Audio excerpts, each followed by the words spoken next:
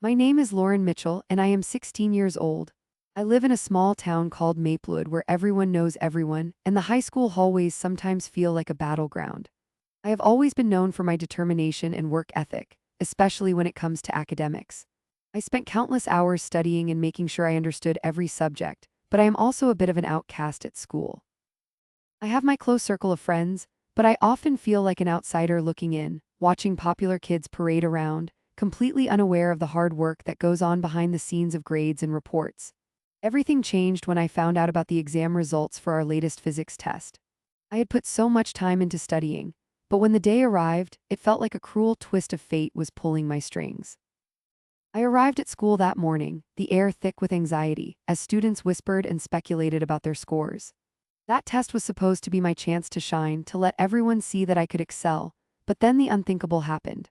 Jessica Mayer, the head cheerleader and all-around mean girl, decided to create a social media frenzy, boasting about her perfect score and making jokes about those who had failed.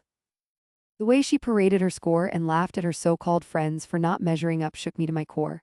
What poked sharpest was when she posted a picture of the classroom's exam results, her score plastered on the screen for everyone to see, along with a snide caption referring to me as a loser among the winners. Instantly, my self-esteem plummeted. I knew in my heart that I had done better than average. My efforts would not go unnoticed, but her cruelty struck deep.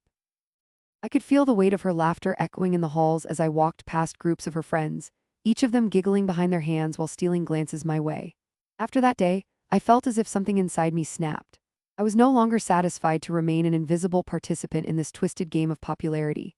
I was determined to turn this tide of humiliation into something powerful. My initial attempts at revenge were amateur at best. I tried to ignore Jessica, to rise above her, but every time I did, she seemed to find new ways to torment me. I decided to study even harder to prove everyone wrong, but as winter turned to spring, I found that my grades were still not improving enough to measure up to her relentless spotlight. I enrolled in extra tutoring sessions, tried to make connections with teachers, and even sought the help of my friends, but nothing seemed to elevate me above her. Instead, it felt like every effort I made pushed me deeper into despair, as she launched her relentless social media smear campaign, painting me as the underdog that everyone loved to watch fail. It all hit rock bottom when I overheard two girls in the cafeteria whispering about how pathetic I was for trying so hard when failure was clearly my fate. I had been so focused on academics and proving Jessica wrong that I completely lost sight of how she was sabotaging my reputation. It felt like a heavy cloud hung over me, suffocating my every ounce of confidence. I was crushed. But from that darkness, a spark of defiance began to flicker. I would not let her get away with this.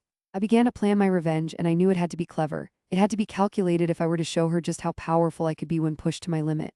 I remembered she had a crush on a boy in our class named Ethan, who had often openly suggested he liked smart people. Perhaps I could use that to my advantage. The day of the final exam arrived, a moment I had both dreaded and prepared for. I took the test with a fierce resolve, imagining not just scoring well, but also framing my success as a win over Jessica. Once the results were announced, I could hardly believe it. I had scored in the top 10 of my class, my hard work paid off. But my plan was not as simple as that. I let the entire school know that I planned to compete for the Academic Excellence Award. I posted my results proudly on social media, just as Jessica had done, but this time with a twist. I included a photo of me smiling with my friends celebrating over a delicious lunch, with a caption reflecting my joy and resilience. I tagged Jessica in the post, a direct jibe that drew lines in the sand. When Jessica saw what I had done, her expression was priceless. For the first time, she was the center of a cruel joke. Students began a rally behind me, excited to see the underdog climb above the bully. The daily whispers shifted. For the first time, it felt like I was the upper hand. This clash of forces quickly escalated. Jessica shared scathing retorts in class, but it only fueled my resolve and made me turn to my friends for support. They came through, helping spread the news about the upcoming banquet for the award ceremony, showcasing students like me who had triumphed against all odds. The night of the banquet finally arrived, and I could feel the electric tension in the air.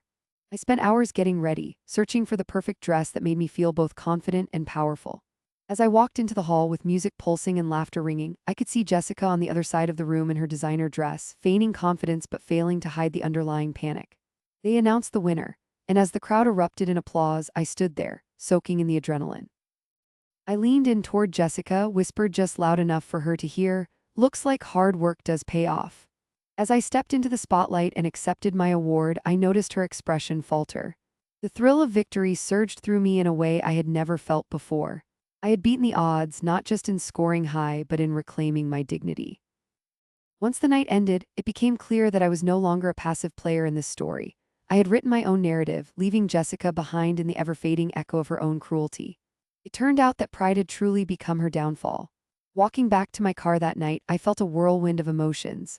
I was proud of myself, but more importantly, I was free from the grasp of someone who had taken joy in tearing others down. I could finally breathe, no longer trapped in the shadow of her laughter.